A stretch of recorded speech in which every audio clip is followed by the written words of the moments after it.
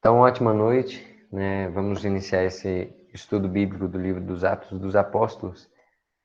Em nome do Pai, do Filho e do Espírito Santo. Amém. Vinde, Espírito Santo, enchei os corações dos vossos fiéis e acendei neles o fogo do vosso amor. Enviai o vosso Espírito e tudo será criado e renovareis a face da terra. Oremos. Ó Deus, que instruíste os corações dos vossos fiéis com a luz do Espírito Santo, fazei que apreciemos retamente todas as coisas, segundo o mesmo Espírito, e gozemos sempre da sua consolação. Por Cristo, Senhor nosso. Amém. São Jerônimo, rogai por nós.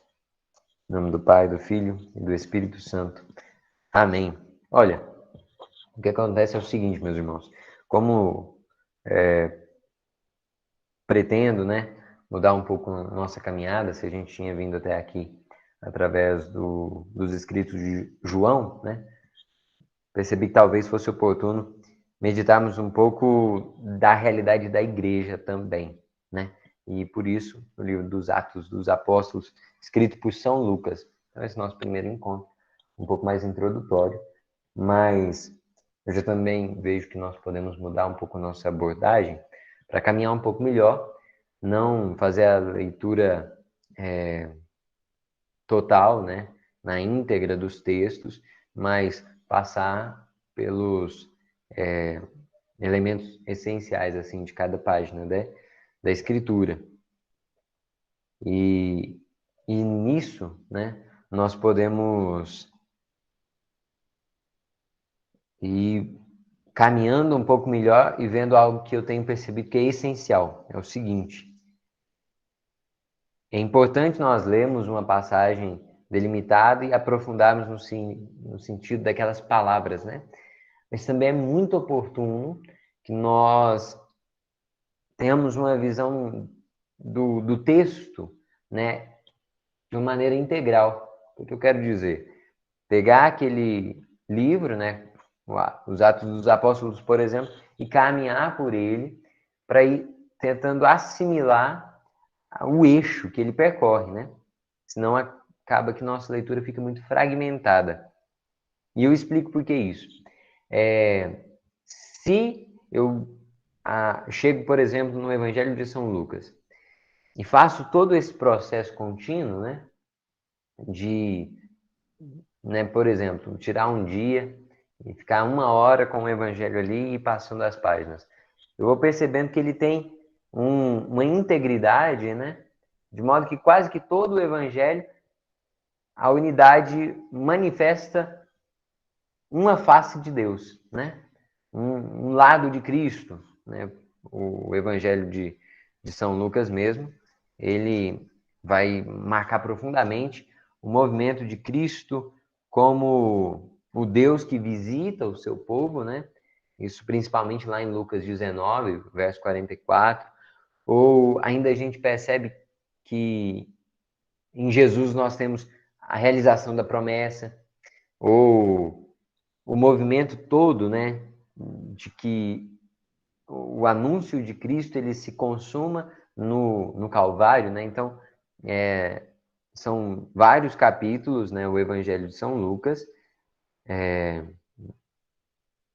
24, né, capítulos, e desde o 9º capítulo ele já narra a subida de Jesus, né?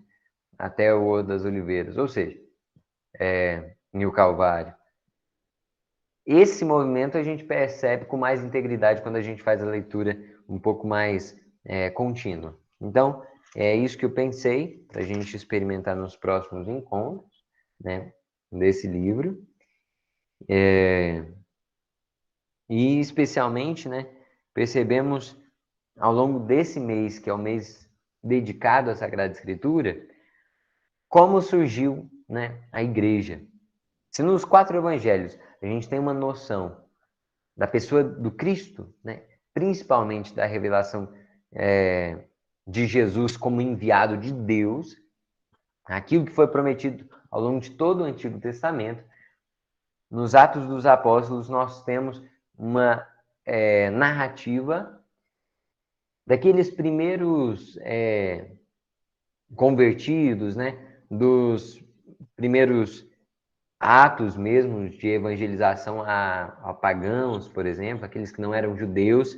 E aqui eu ressalto duas figuras essenciais. A de São Pedro, nos primeiros capítulos, né?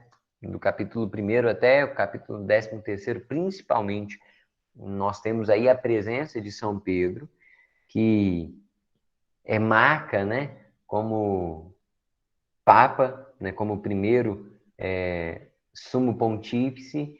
Ele vai sendo ponte, né, verdadeira entre as várias comunidades e sinal de unidade entre elas, né?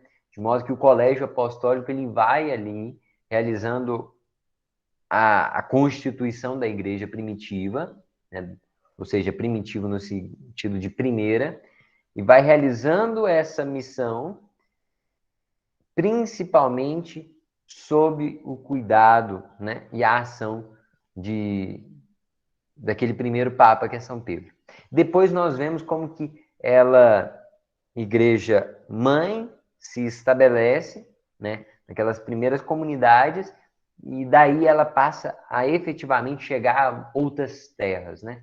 Ela avança ali em direção ao Oriente, avança em direção à Europa, e assim aquele povo que não era judeu vai recebendo a revelação. Olha, esse movimento todo ele faz com que as escrituras fiquem muito mais claras, né?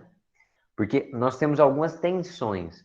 Se o Antigo Testamento ele veio mostrar a eleição de um povo, né, dentre tantos povos, Deus elege de Abraão a sua descendência, né? Abraão que gera Ismael e Isaac, e de Isaac como filho da promessa, né? Se recordem, nós temos Esaú e Jacó. E Jacó é aquele filho da bênção, né? Ele que recebe a bênção de Deus, e Jacó, depois que recebe a bênção de Deus, se torna Israel, né? O EL no final recorda Deus, né? A palavra Deus, e Israel é aquele que lutou com Deus.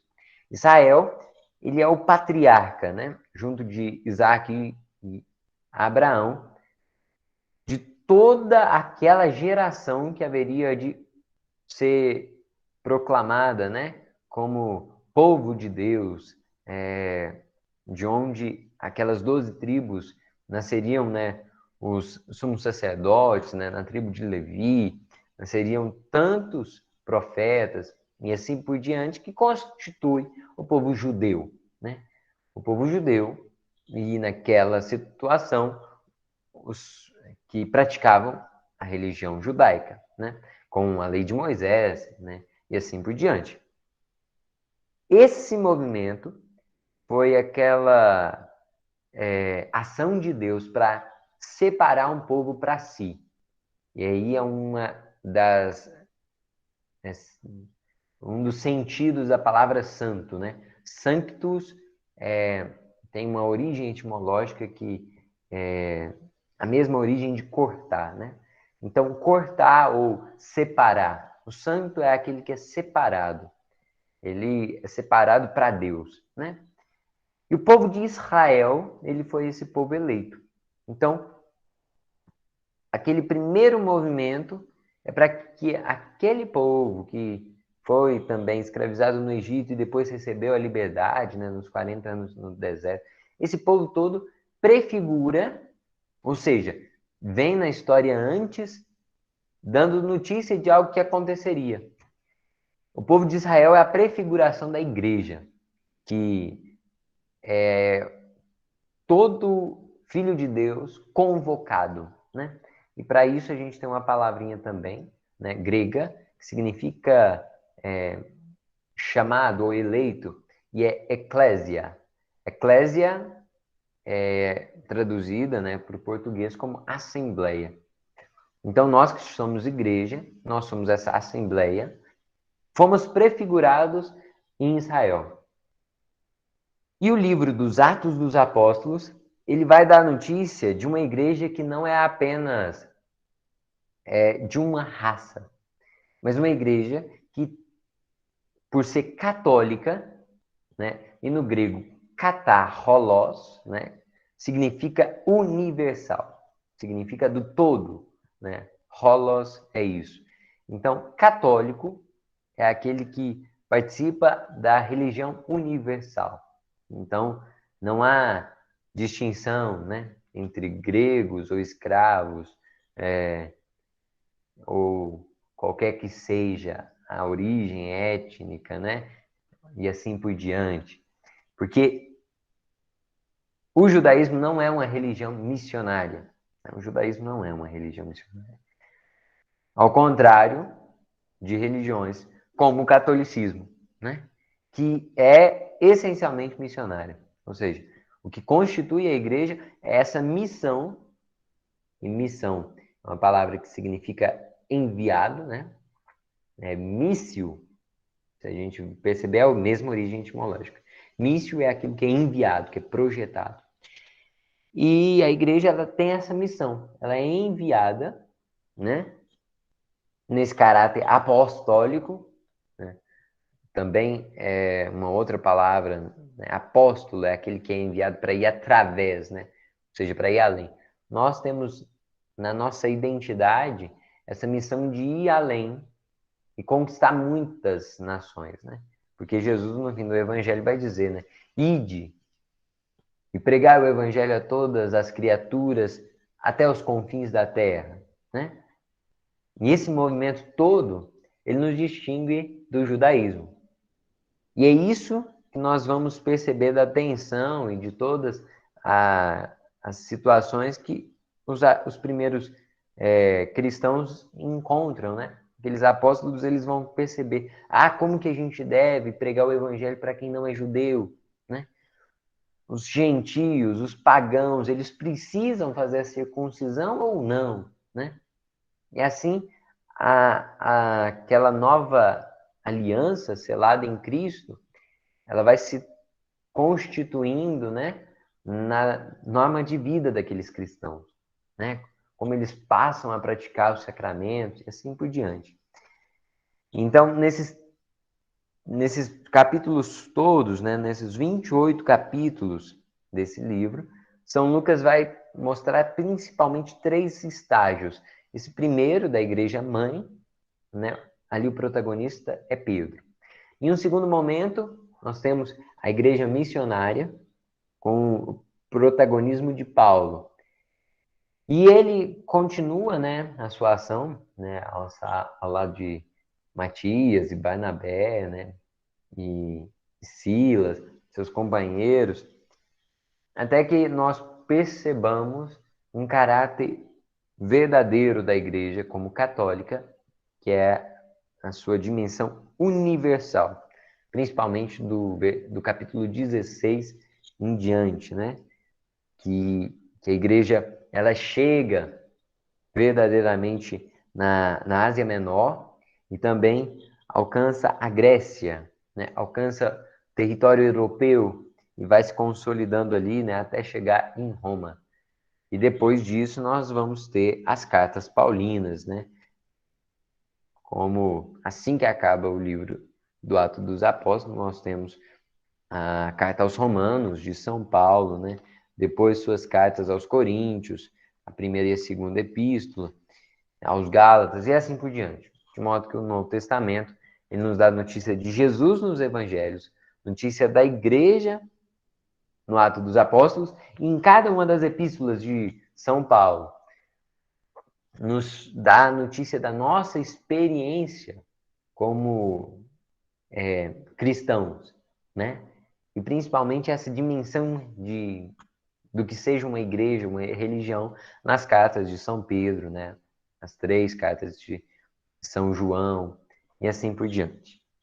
Nas cartas de São Tiago, aquelas cartas universais, né? Por que eu fiz esse prelúdio todo? Porque é esse o assunto que perpassa os próximos capítulos e que nós vamos perceber, né? É esse movimento de romper barreiras que nós vamos encontrar aqui, né? Como que as verdades da revelação elas vão sendo amadurecidas, né? E como aqueles apóstolos eles exercem uma pregação querigmática. Querigma significa esse primeiro anúncio.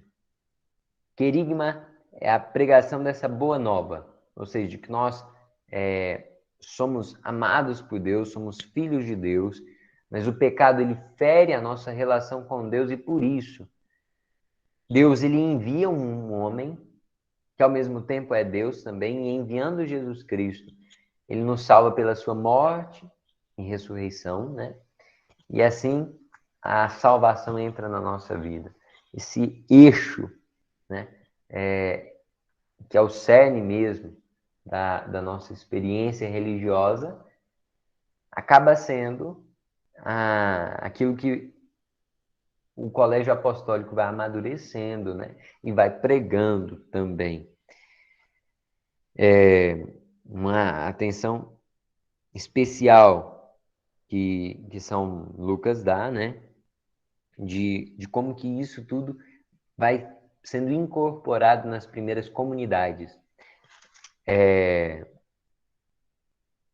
nesse sentido também que nós vamos compreendendo um pouco como é a relação desses cristãos, né? E como eles são vistos, né? Porque eles, a princípio, não eram chamados de cristãos, né? Eles foram sendo reconhecidos como aqueles que faziam parte de uma seita judaica, né? Seita é separação, né? Como se eles fossem um segmento do judaísmo, né? E é aqui que a gente vai vendo que não.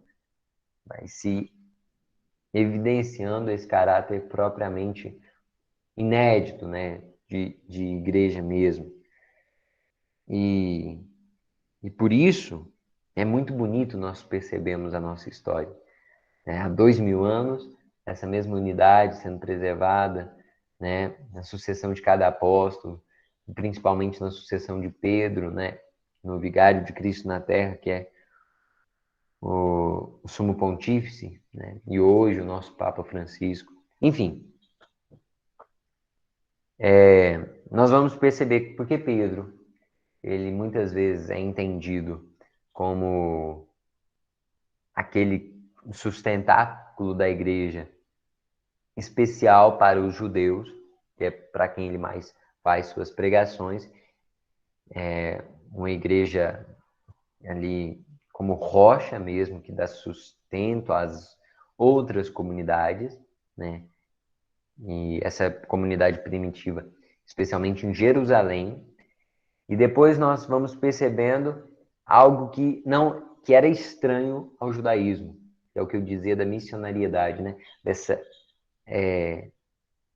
missão de quebrar barreiras, que nós vemos com muito afinco e zelo na pregação de Paulo. Por isso, uma igreja, nós diríamos naqueles termos conhecidos de nós, né? Uma igreja em saída, como o Papa Francisco nos inspira. Então, até o capítulo 12, nós temos o movimento concentrado em Jerusalém e na região da Judéia, que é o reino do sul de Israel, né, Judá, e na região da Samaria, que seria a parte mais a oeste, né, se a gente olhasse aqui no Oriente, e a região da Síria também, né? Então, a gente pega a Judéia ali, aquele território, né, de todo o Antigo Testamento, que a gente sabe das tribos de Israel, e depois isso vai se distribuindo, né, território afora. Enfim, vamos lá. Capítulo 1, versículo 1. No meu primeiro escrito, ó Teófilo. Theo é Deus, filo, amigo. Então, amigo de Deus, né? No primeiro escrito, ó Teófilo. Então, São Lucas está esclarecendo aquilo que ele tinha dito no Evangelho, né? Tratei de tudo a respeito do que Jesus fez e ensinou desde o começo até o dia em que ele foi elevado ao céu. Então, desde o início, desde o seu nascimento, né, de como foi aquela situação com Maria, até a sua ascensão ao céu. São Lucas é entendido pela tradição, né, um dado biográfico importante como médico, o que sempre nos fez perceber que ele traz em si, né, nas suas narrativas, uma pegada, um jeito de descrever, de contar, né, tanto a vida de Jesus no Evangelho, quanto esses atos, numa abordagem como que jornalística, né? Como que de reportagem, aquele que dá notícia, né, dos fatos, né, que foram se transcorrendo, né? É algo que nós poderíamos ver em contraste com o que a gente tinha visto até hoje de São João, né? O seu evangelho profundamente simbólico, né, que sempre dá uma notícia de algo que é sobrenatural, né? E assim por diante. São Lucas, como médico, ele tem ele é mais agudo, né? Mais preciso, assim, mais técnico, mais sistemático mesmo, né? Em dizer com um pouco mais de objetividade aquilo que vai acontecendo. E São Lucas, ele se converte, né? Ele é alcançado pela boa nova do Evangelho através de São Paulo, né? O primeiro livro que nós temos no Novo Testamento, o primeiro escrito do Novo Testamento, é uma carta de São Paulo, né? Então, eu precisaria me certificar agora, se eu não estiver enganado, carta de aos Efésios, eu não me recordo qual é a primeira agora, no entanto, não são nem os Atos, nem os Evangelhos, né? Então, São Lucas, ele foi alcançado por Paulo e ele encontra, né, os apóstolos e aqueles que viveram com Jesus e ele vai investigando, né? Tentando tomar nota de tudo aquilo que eles tinham experimentado, né? De tudo aquilo que Jesus disse, fez, e por isso, no Evangelho, ele narra palavras e obras de Jesus. Agora ele vai narrar a repercussão disso tudo, né? Então, seria a nossa vez de entrarmos nessa dinâmica, né? Tá, então Jesus, ele realizou todas essas obras e deu todos esses ensinamentos. Como isso acontece na nossa vida, como igreja, né? Como corpo de Cristo? Então ele diz: no meu primeiro escrito, ó Teófilo, tratei de tudo que Jesus fez e ensinou. Então, obras e palavras, né? Desde o começo até o dia em que foi elevado ao céu, depois de ter dado instruções pelo Espírito Santo aos apóstolos que ele havia escolhido. Ótimo. Então ele continua e agora vai dizer de uma promessa que Jesus nos faz. Depois da sua paixão, né, Jesus mostrou-se vivo a eles com numerosas provas. Então, as últimas partes dos evangelhos são essas situações que Jesus ele reencontra depois da ressurreição dos seus apóstolos, né? Ele entra ali, estavam reunidos e diz: a paz esteja convosco, né? Numa primeira vez Tomé não estava, e na segunda ele já se encontra. Todas aquelas situações ali depois da ressurreição, né? Então, depois da sua paixão, Jesus mostrou-se vivo com numerosas provas.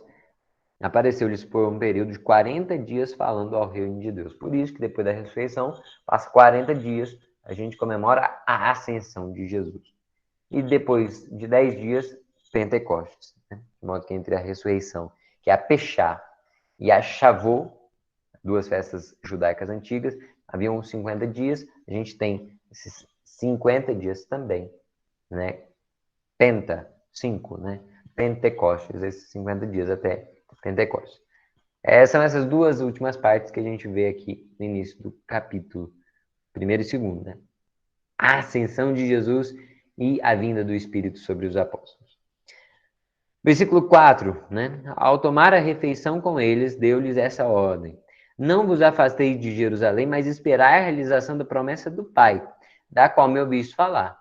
Então era para aqueles apóstolos, aqueles discípulos, aquelas mulheres ficarem ali em Jerusalém concentrados, né? Pois João havia dito, pois quando eu disse, né? João batizou com a água, vós, porém, dentro de poucos dias sereis batizados com o Espírito Santo. Então Jesus ele falou, olha, eu deixo a paz, né? E eu vou subir, vou voltar ao Pai, mas não dispersem, né? Continuem concentrados aqui para que o Espírito Santo venha, né? E esse movimento é bonito, que ele é da morte para a vida mesmo, né? Jesus, ele ressuscitado, ele ressuscita a fé daqueles apóstolos, de modo que o primeiro Pedro, que antes negava, né? Capaz de negar Jesus 3 vezes, foi capaz de duvidar, né? Enquanto ele estava caminhando sobre as águas, foi capaz de ficar irritado, né? E cortar a orelha de um soldado. Aquele mesmo Pedro, né? Que dizia que ia até o fim, mas que não perseverou, que foi repreendido, né, por Jesus, afasta-te de mim, Satanás, para trás. Esse mesmo Pedro passa todas essas situações ali, né, de conflito ali com Jesus e que nega, né, não é capaz de testemunhar a sua intimidade com Deus ali, nem mesmo para uma empregada de Pilatos, né, como a gente viu no fim do Evangelho. É o Pedro que depois que vem o Espírito Santo vai ser ousado bastante para proclamar o Evangelho aos 4 cantos da terra, né? Ainda que fosse ameaçado, né?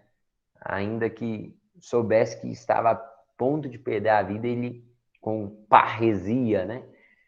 Ou seja, com ímpeto mesmo, com ousadia, ele persevera, né? E dá, assim, um testemunho, ao ponto de dar um testemunho no martírio. Então,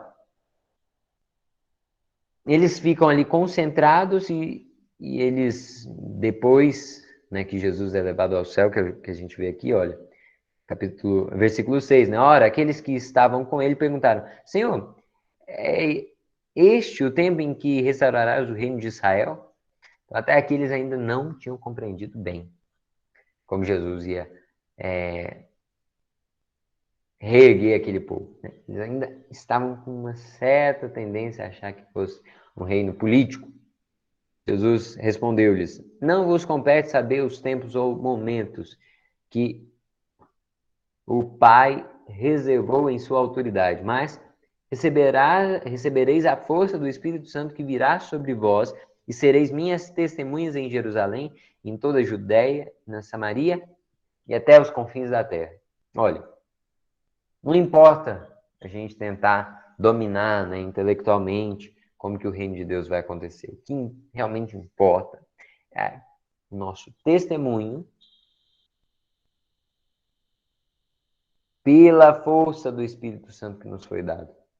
Então, esse Espírito Santo, ele nos fortalece e nos permite, em toda a terra, ser sinal, ser presença de Cristo, né? Então, depois de dizer isso, Jesus foi elevado à vista deles, numa nuvem o ocultou aos seus olhos. Olha, que não tem sentido figurado, ainda que possa ser um pouco fantástico, né? Um pouco dramática essa cena, Jesus foi mesmo elevado aos céus, né? Ou melhor, ele se elevou. Então, por isso que a gente diz ascensão. Jesus não foi assunto, né, ao céu, porque Maria foi assunto ao céu, porque ela sofreu a ação de ser elevada. Enquanto que Jesus, ele ascendeu ao céu porque ele foi o sujeito. Então, ele realizou a ação de subir ao céu. É isso que a gente percebe aqui. Agora, é aquele momento que os filhos choram e a mãe não vê? Não, mentira, porque a mãe ficou, né? Maria ficou. Mas é aquela situação que aqueles homens tinham que, entre aspas, se virar, né? Eles precisariam cumprir aquele plano, né? Versículo 12. Então os apóstolos voltaram para Jerusalém, vindo do Monte das Oliveiras, que estava próximo de Jerusalém, a distância da caminhada de um dia de sábado, né? Entraram na cidade e subiram para a sala de cima, onde costumavam reunir-se. Olha só. Eram Pedro e João, Tiago e André, Filipe e Tomé, Bartolomeu e Mateus, Tiago, filho de Alfeu, Simão Zelota, Judas, filho de Tiago. Então aqui nós temos os 11, né? Todos eles perseveraram na oração em comum, junto com algumas mulheres e Maria, mãe de Jesus, e com os irmãos dele. Então tinham ali alguns discípulos, né?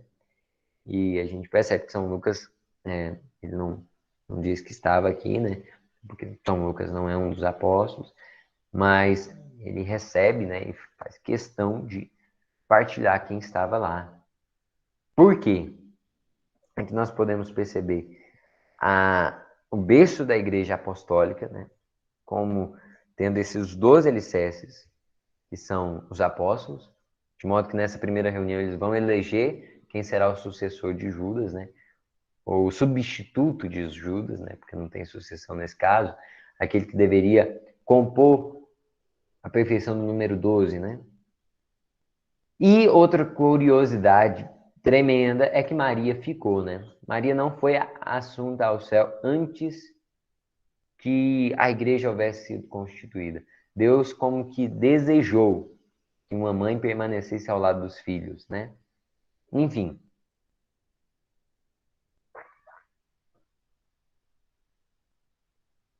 nós já vimos então São Lucas dizer, né, dessa promessa que Deus fez do Espírito Santo, de Jesus que ascendeu ao céu, da reunião desses homens, né, ali em Jerusalém, que é a primeira novena, né? Eles passam ali 9 dias depois, né, esperando e clamando a vinda do Espírito Santo. A gente sabe, daqui a pouquinho vai ver, eles estavam num lugar fechados, por medo dos judeus. Olha, isso tudo vai mudar da água para o vinho, né? Depois que o Espírito Santo vem. E olha que bonito. Eles vão agora fazer a eleição de Matias. Então, dos versículos 15 ao 26, nós temos todo esse movimento da eleição, né? Eles percebem que era importante, né, que houvessem 12, e aí eles dizem, né, é necessário, portanto, que dentre os homens que nos acompanharam durante todo o tempo, em que o Senhor Jesus viveu no meio de nós, a começar pelo batismo de João, até o dia em que foi elevado no meio de nós, um deles se junte a nós para ser testemunha da ressurreição.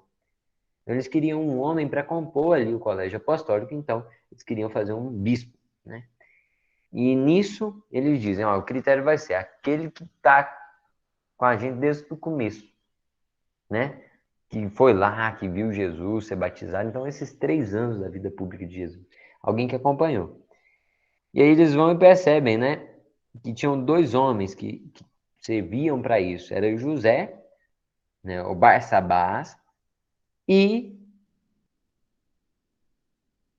o Matias, que tinha o apelido de Justo, né? Aí eles fazem uma oração. Olha, Senhor, tu conheces os corações de todos, mostra-nos qual destes dois escolheste para ocupar nesse ministério e apostolado o lugar que Judas abandonou, para ir ao lugar que cabia. Então tiraram a sorte entre eles, a sorte caiu em Matias, o qual foi acrescentado ao número dos 11 apóstolos. Então, pronto. A gente tem aí todos esses apóstolos, né? Pedro, João, Tiago, André, Filipe, Tomé, Bartolomeu, Mateus, Tiago, Simão e Judas. Agora nós temos também Matias. Perfeito. Completou-se os 12, a gente vai para a narração que concluímos, né, esse nosso estudo de hoje, que é a parte talvez mais conhecida do Ato dos Apóstolos, que inicia, né, toda essa magnífica ação apostólica e missionária, que é Pentecostes, manifestação do Espírito. Então, depois dessa novena toda, depois dessa presença de Maria constante, com os méritos, né, com a oração, clamando e suplicando o Espírito Santo, a gente tem essa situação. Olha, quando chegou o dia de Pentecostes, os discípulos reunidos no mesmo lugar, de repente veio um céu, um ruído como que vento forte, que encheu toda a casa em que se encontrava. Olha, Kelly, visualiza isso. Vento forte, dentro do lugar todo fechado. E aí aparecem como que línguas de fogo que se partiram e pousaram sobre cada um deles. Sobre todos ficaram Todos ficaram repletos do Espírito Santo e começaram a falar em outras línguas, conforme o Espírito lhes concedia expressar-se. Então, a gente tem ali uma reunião com uma porção de pessoas que recebem a efusão do Espírito Santo e que clamam, né, para que Deus realmente manifeste ali esse poder e ele manda línguas de fogo pousar sobre a cabeça daqueles homens, daquelas mulheres. Versículo 5. Encontravam-se em Jerusalém judeus devotos de todas as nações que há debaixo do céu. Olha, imagina, gente, se tinha em Jerusalém, porque era época de festa, judeu de todo lugar, a gente pode perceber que eles falavam todo tipo de língua. E isso é verdade. Cheios agora, versículo 6. Quando ouviram o ruído, reuniu-se a multidão e todos ficaram confusos, pois cada um ouvia os discípulos falar sua própria língua. Cheios de espanto e de admiração, diziam: esses homens que estão falando, não são todos galileus? Ou seja, eles não falam todos uma língua só? Como é que nós os escutamos na nossa língua de origem? Nós que somos patos, medos, elamitas, habitantes da Mesopotâmia, da Judéia, da Capadócia, do Ponto e da Ásia, da Frígia, da Panfilha, do Egito e parte da Líbia, próxima a Cirene, e os romanos aqui residentes. Dito de outro modo, tinha homem de todo lugar reunido em Jerusalém. E esse primeiro milagre prodigioso da ação do Espírito Santo mostra como que ele supera, né, todo limite, supera toda barreira, seja de raça, de língua, e ele manifesta isso desde o início, né? Isso aqui vai ser um eixo para a gente. Judeus e prosélitos, cretenses e árabes, todos nós os escutamos anunciando as maravilhas de Deus em nossa própria língua. Todos estavam pasmos e perplexos e diziam uns aos outros: que significa isso? Mas outros zombavam: eles estão cheios de vinho doce. É claro, né? Essa é uma crítica desesperada, assim, né? De como que eles poderiam estar cheios de vinho doce, sendo que, na verdade, eles estavam fazendo com que homens de todo tipo entendessem, né? Mas, enfim, é essa, né, a passagem que gostaria que nós tivéssemos, né, como meditação, porque nos próximos encontros a gente vai avançar bem mais nesse mistério de Pedro que prega lá, né, para os judeus, e o povo pensou que aquela religião ia ter acabado, né, aquela seita ia acabar depois que Jesus morreu, mas nada disso. Depois a gente vai ver como que São Paulo, né, precisa ter jeito para poder falar do evangelho para pagão. Enfim, essa meditação ela pode se prolongar ao longo dessa semana, né? Por quê, né? O que o Senhor quer nos ensinar? Se o Espírito Santo ele vem a nós como língua, se ele vem sobre nossa cabeça, se ele vem como fogo, né, como vento forte, o que Deus quer nos ensinar?